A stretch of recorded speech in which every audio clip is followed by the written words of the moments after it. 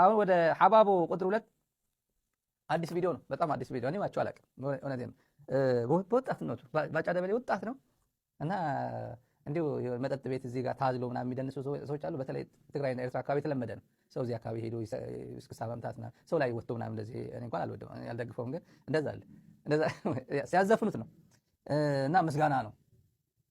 ሻዕቢያን አፕሪሺየት ሲያደርግ ነው። ሻዕቢያን በጣም ያመሰገነ በነበር ለመጀመሪያ ጊዜ በኤርቲቪ ተለቆ ያው ደብቆት ነበር። እሱን ያወጣው ሰው ትላንት የወጣው ነው ላሰማችሁ ብዬ ነው።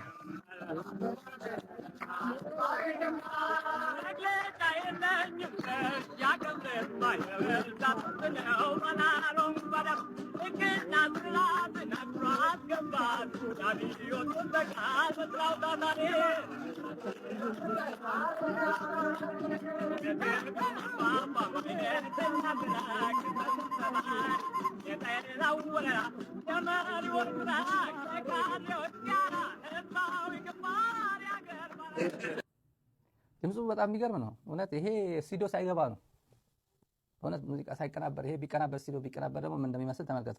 ባጫ ደበሌ ወደ ቲክቶክ ከመምጣቱ በፊት ነው፣ ድሮ ነው። ይሄ በ1971 ነው ወደ ደርግ ስርዓት የተቀላቀለው። 1971 ብዙዎቻችሁ ሳትወለዱ ሊሆን ይችላል እዚህ ሚዲያ የምትከታተሉ።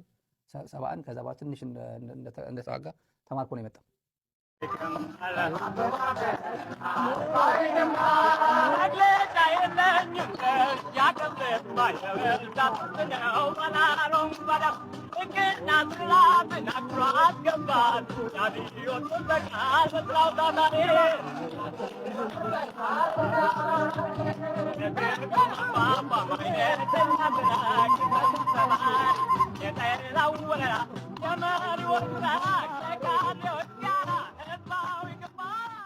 ከሃይማኖት ሴቶችን ከሃይማኖት ተቋማት ማውጣት ነው አንግሌ።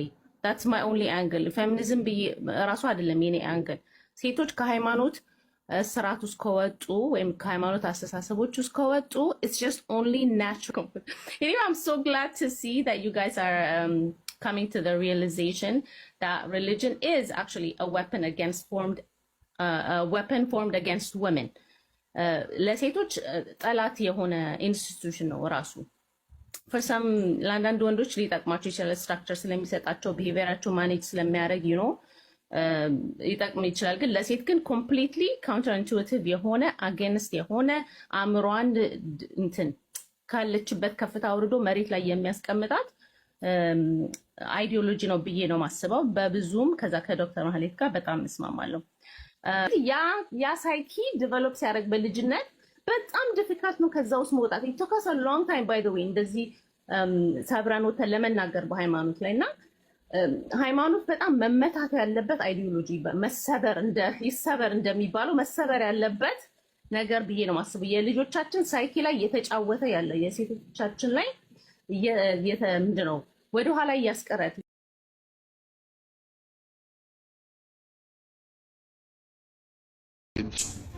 ሰው ሲከፋ፣ ሰው ሲገፋ፣ ሰው ሲበደል ዝም አትበሉ። እውነትን ይዛችሁ ስትቆሙ፣ ግፍን ስትቃወሙ፣ ለድሃ ስትቆሙ፣ እንዲህ አይደረግም ስትሉ የሚበሳጩ አካላት ሊገሏችሁ ይችላሉ።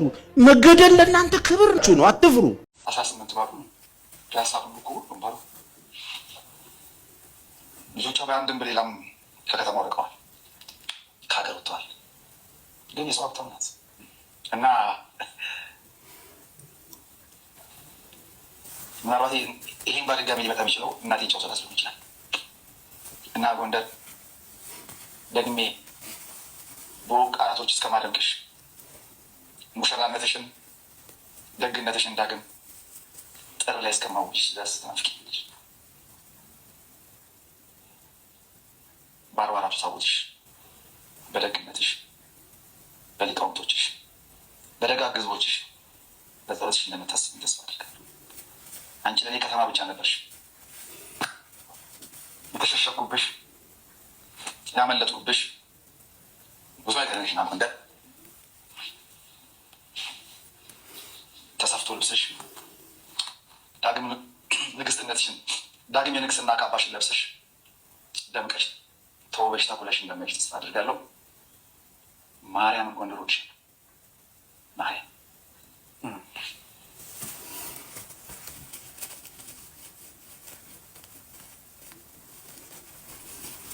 ያስለቅሳል። ስደት በጣም ክፉ ነው። በእውነት ስደት ክፉ ነው።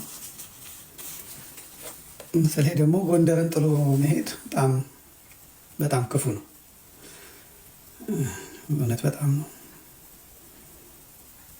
በጣም ክፉ ነው።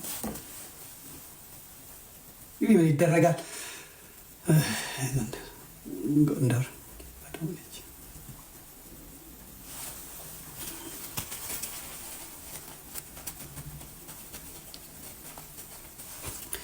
አንድ አያ ነበር የነበራት፣ እሱም ሄደ።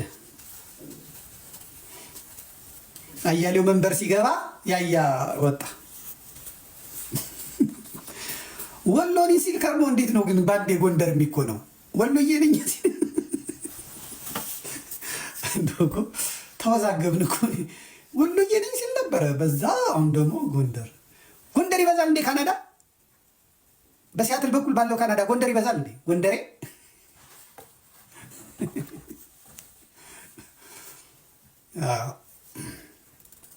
እያስፈራራችሁ እንዲሁ ከተገነጠሉ እንደዚህ ካሉ እያለ ህዝቡ እየዶከከ እንዲኖር ነው አሁን የተፈጠረው ትውልድ። አሁን የተነሳው ግን ምንም አባት አመጣም። የት አባ ነው የምትገነጠለው? ለብልቦ ያስቀምጣል። ወያኔ እንደተገረፈችው ትገረፋለህ። ወያኔን የገረፈ እንዳስነሳ አንተንም የሚገርፍ ይነሳል አለ። ቁጭ ብለህ ትሄዳለህ። የተዛመደ ነው። የትም አትሄድም። የትም ምንም የምታመጣው ነገር የለም። ዛሬ እነ ጀርመን 2 ነበሩ፣ አያዋጣም ብለው አንድ ሆነዋል። የመን 2 ነበሩ፣ አንድ ሆነዋል። የተለያዩ የሰለጠኑ ኋላ ቀር ሀገሮችም አንድነት ነው የሚበጀን ሲባል ይሄ ወይ ሙያ የለው ወይ መልክ የለው ወይ ትምህርት የለው ከዝም ብሎ መጥተው እንገነጠላ 3000 ዓመት ጸንታ የኖረችን ሀገር አንተ መተህ እዚህ ለፍዳዳ እንገነጠላለን ስላልክ አይደል። ሲያሰኘው ደግሞ እንደ ኃይሉ ጎንፋ አይነት ይመጣል። ኃይሉ ጎንፋን ተመልከቱ። እሱን እንየውና እንጨርስ። ኃይሉ ጎንፋ ይመጣና የሚቃዣውን አሰማልኝ ቴክኒሻን አሰማልኝ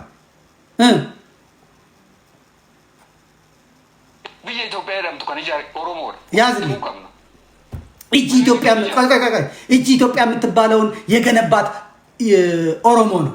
እሺ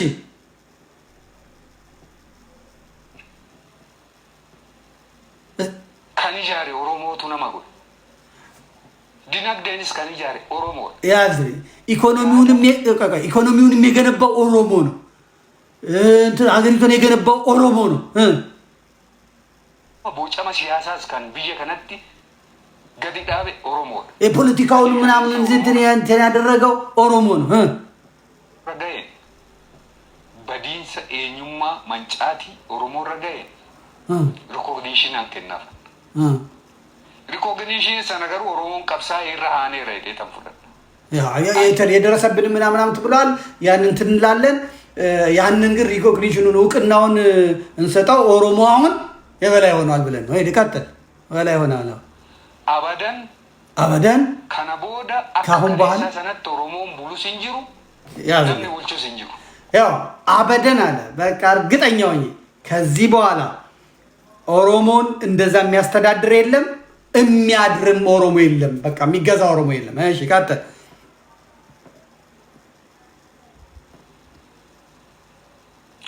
ሚዲያ ፈየማም ሲንፋየዳም ቤኩ ለሚዲያ ምን እንደሚጠቅማቸው አላውቅም። ብዩም ኢትዮጵያ ይረምጥኩ ነው። እቺ ኢትዮጵያ የምትባለው ራሱ ሙስከም ብዩም ኢትዮጵያ ይረምጥኩ ነው። ደጀም ኦሮሞ ዲና ለጅራቱ እንደዚህ ከኦሮሞ እንትን ውጪ መኖር አትችልም። ፈቃድ ውጪ ከኦሮሞ እቺ ኢትዮጵያ የምትባለው እንኳን ለሚዲያችሁ ምን ያህል እንደሚጠቅም አላውቅም፣ ግን እቺ ኢትዮጵያ የምትባለው ሀገር ራሱ ከኦሮሞ ፈቃድ ውጪ መኖር አትችልም። እሺ ዳውዳንዳ ሊመር ይችላል፣ ግን እውነት ነው እያለ ነው የሚቀጥለው። እንግዲህ ምንድነው ይሄን የሰራ ነው እኛ ነን እንዲያደርግ ነው እኛ ነን ከኦሮሞ ፈቃድ ውጪ ምናምን ብሎ ሌላውን ጫፍልቆ ነው የሚሄደው። ይሄ እንግዲህ ኃይሉ ጎንፋ ይባላል። ሚኒሊክ ነው መጥቶ ስማችንን የቀየረብን። ሰሞኑን ሀብታሙ አያሌው በጥሩ ሁኔታ ገልጿቸዋል፣ በሚገርም ሁኔታ ማለት ነው። ኃይሉ ጎንፋ ነው ስሙ። አባቱ በሚኒሊክም በኃይለ ሥላሴም ጊዜ ጎንፋ ሆኖ ጎንፋ ይትጫ ምናምን ሆኖ ኖረዋል። እሱ መጣና ስሜት አልተቀየረ ብሎ ኃይሉ አለ። ምክንያቱም ጎረቤታቸው የአማርኛ ስም ምናምን ይጣፍጣል አሉና እነሱ አወጡለት። አያቱ ያልተጨፈለቁትን ቅድመ አያቱ ያልተጨፈለቁትን እሱ መጥቶ ኃይሉ ነኝ ብሎ ካወጣ በኋላ ሚኒሊክ ጨፈለቀኝ ይላል። የሚጨፈልቅ ይጨፍልቀውና እንዴት አይነት ጉድ እኮ እንደሆነ ወይ ጣጣ። እነዚህ ናቸው እንግዲህ አሁን ሀገሪቷን እየመሩ በእልህ ወጣቱን ይህን ስራ አጥ ኦሮሞ የሌለ የታሪክ የውሸት ታሪክ እየገነቡ የሚሉ በላይ ዘለቀ ቤተሰቦቹ ኧረ የኛ ነው እናቶቹ አባቱ ይኸው ምናምን ይላሉ። እዚህ መጥቶ ሃጫሉ ሁንዴሳ በላይ ዘለቀ እኮ ጎጃሜ ኦሮሞ ዳበል ይላል። ሃጫሉ ሁንዴሳ የ6ኛ ክፍል ተማሪ ነው። በቃ ዘፈን ዘፈነ የነሱ ጀግና ሆነ። ከዘፈን ውጭ ምንም የሌለው ሰውዬ መጥቶ የጻፈው አለቀ። ይጠቅስላል መጥቶ ዩኒቨርሲቲ ተማሪ ኦሮሞ እንዴ በላይ ዘለቀ እኮ ሃጬ ተናግሮታል። ሃጬ ብሏል እኮ ሃጬ። እሺ የሚኒሊክ ሐውልት ፈረሱ አንድ ቱፋ ምናምን ቢያሉ ሰውዬ ነበሩ። ከዛ እሳቸው ሚኒሊክ ሲያዩ ይሄ ፈረስ አማርኛ አሉና እና ወሰዱበትና የሰውየው በቃ ሂድ አንተ ተዚህ ብለውት እዛ ፈረሱ ላይ ወጥተው ፈረሱ የሚኒሊክ እግዚአብሔር ያሳያችሁ መድኃኒዓለም መሰለኝ። ማን ነው ይሄን ያለው? ሃጬ ብሏል። ሃጬ ተናግሯል። ይኸው የ6ኛ ክፍል አዝማሪ አምቦ ዩኒቨርሲቲ በራፍ ላይ ሐውልት ተሰሩለት። ልጁ ዩኒቨርሲቲ መግባት ቢያቅተው ዩኒቨርሲቲ በራፍ ላይ ማይካስ ይዘው ፈረስ ላይ አውጥተው እስቲ እግዚአብሔር ያሳዩ። ፈረስ ላይ የሚቀመጠው ጦር የያዘ ነው፣ ጀግና ነው። ይሄድን ልጁን ፈረስ ላይ አስቀምጠው አንድ ቀን የሆነ አብዮት አደባባይ ላይ ፈረስ ላይ የወጣን ሰውዬ አምጥተው ፈረስ ላይ አስቀምጠው ምናምን ከዛ ሃጫሉ ሁንዴሳ ፓርክ፣ ሃጫሉ ሁንዴሳ 2ኛ ደረጃ ትምህርት ቤት፣ ሃጫሉ ሁንዴሳ መንገድ፣ ሃጫሉ ሁንዴሳ ዩኒቨርሲቲ ካምፓስ፣ ሃጫሉ ዩኒቨርሲቲ የ6ኛ ክፍል ተማሪ የሚጠቅሱት እሱ። ይሄ ትክክል አይደለም በእውነት። ስንት የኦሮሞ ጀግኖች አሉ፣ ፓይለቶች አሉ፣ ፕሮፌሰሮች አሉ፣ ዶክተሮች አሉ። ለኢትዮጵያ ፍቱን መድኃኒት ይሆናሉ። ለኢትዮጵያ የሞተዋል፣ ኢትዮጵያን ያበለጸጓል። እነሱን ጓዳ ደብቀህ ባንዳ አምጥተህ እዚህ እንትላል። የሶማሊያ ዜግነት የተቀበለን ዋቆ ጉቱን ሄዶ ሶማሊያ ውስጥ ጀነራል የተባለን ኢትዮጵያን የወጋ ሰውዬ አምጥተህ እስላም ስለሆነ ዋቆ ጉቱ ሐውልት፣ ዋቆ ጉቱ ትምህርት ቤት፣ ዋቆ ጉቱ ምናምን ባንዳን አምጥተህ ዋቆ ጉቱን የማረኩ ዋቆ ጉቱን አፈር ከደች ያበሉትን ደግሞ ጥፋ ከዚህ ብለህ ወደዛ እንትን ትለዋል። እና ይህን የደደብ ጥርቅምና ይህንን ታሪክ የሚያበላሸውን እንትን ማስተካከል የምትችለው ቁጭ ብለህ በማልቀስ አይደለም፣ ቀና ብለህ በመናገር አለቀ። እዚህ ደረት ነፍተህ ወደፊት ለፊት ቀርበህ ካላደረክ አውሬዎች ናቸው። አንደኛ ነገር ኦሮሞ ላይ ነው ችግር እያመጡ ያሉት እነዚህ ሰዎች። ኦሮሞ ደም የላቸውም አብዛኛዎቹ። ይሄ መንግስታዊ ስልጣን ቢያጡ ነጭ አለሌ ቦዘኔ ዱርዬ ሆኖ ነው የሚኖሩት፣ የትም ተቀጥረው መብላት የማይችሉ። ይህን ቦታ የሚይዙት ደግሞ በእውቀታቸው አይደለም፣ ለኦሮሞ ታገልን በማለት ነው፣ ኦሮሞን በማስለቀስ። ነዳጅ የተወደደው ኦሮሞም ላይ ጭምር ነው። ዘይት የተወደደው ኦሮሞ ላይ ጭምር ነው። ጤፍ የተወደደው ኦሮሞ ላይ ጭምር ነው። ካድሬ ላይ አልተጨመረም። ካድሬ ነፍ ህንፃ እየሰራ ጭምልቅ ብሎ አብዛኛው የኦሮሞን ካድሬ ብትመለከቱት ነፍሰ ጡር ድርስ ነፍሰ ጡር ነው የሚመስለው። የ9 ወር እርጉዝ ነው የሚመስለው። ቢራ ይጠጣል፣ ቁርጡን ይበላል፣ መሬት ይሸጣል፣ ያግታል፣ ያሳግታል፣ ይዘርፋል። ባለሀብቶቹን በሙሉ መዋጮ ይላል። ዘራፊ ወንበዴ ነው፣ ህግ የማያውቅ ኦሮሞ። እካኩን እየበላ ነው ኦሮሞ። ምን ይመጣለታል? ያው በገሉ ነው ኦሮሞ። የአማራ ገበሬ እንደሚያከው ነው የሚያከው። የጉራጌ ኦሮሞ እንደሚያከው፣ የትግሬ ገበሬ እንደሚያከው ነው የሚያከው ህዝቡ ኦሮሞ ማለት ነው። ስቃይ ላይ ነው ያለው እና ለካድሬ ብሎ ይሄን የተገነባ ሀገር ባይፈርስ ጥሩ ነው። እናንተም ደውላችሁ ትናገራላችሁ ብዬ ነበረ። እኔ ራሴ ዝም ብዬ ጨረስኩት። ምንም ማድረግ አልችልም። ደከመኝ እኔ ራሴ እንዴት ነበር ግን? እሷን ተነጋግረን እንሂድ። እንዴት ነበር የዛሬው? ቆንጆ ነበር። ብትደውሉ ጥሩ ነበር፣ ግን ስልክ ደግሞ ከጀመርን ይበዛልና እንደዛ። አሁን ወደ ቀይ ባህር እንሂድ ምናምን ሲሏችሁ ለምንድን ነው የምንሄድ በሏት።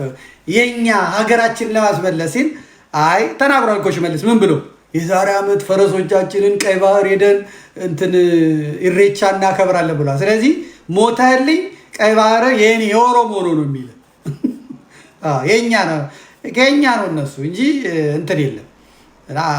አትስሟቸው። የምክክር ኮሚሽኑ ምንም ተጨምቆ ሊያደርግ የሚችለው ምንድነው? አብይን ፕሬዝዳንት ያደርጋል፣ አለቀ። የባንዲራ ቀለም ምናምን ይላል፣ ምንም ነገር የለም። ግን እስከ መጨረሻው ድረስ መስማት ነው የሚሉትን። ሲመጡ ደግሞ መጋፈጥ ነው።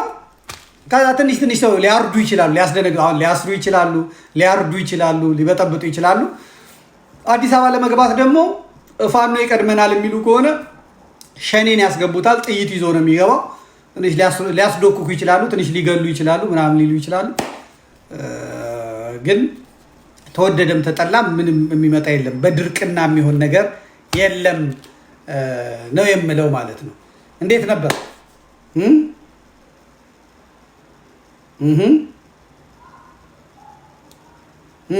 እንዴት ነበር የዛሬው ምሽታችን? በሱ እንጨርስ። እንዴት ነበር የዛሬው ምሽታችን?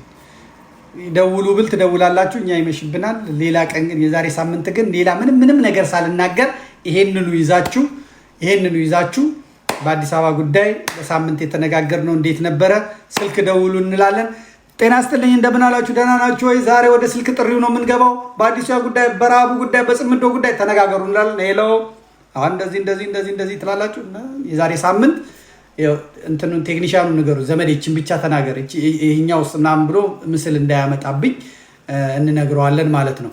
እንዴት ነበር እስቲ እንየው። የተቀየማችኋላችሁ? ጆሌን ኦሮሞ ተቀይማችኋል። የዋሃቢ እስላሙ ሊቀየም ይችላል፣ ጽንፈኛው ሊቀየም ይችላል። ከአማራም ከትግሬም ምናምን ምን ረዳችሁ አልችልም።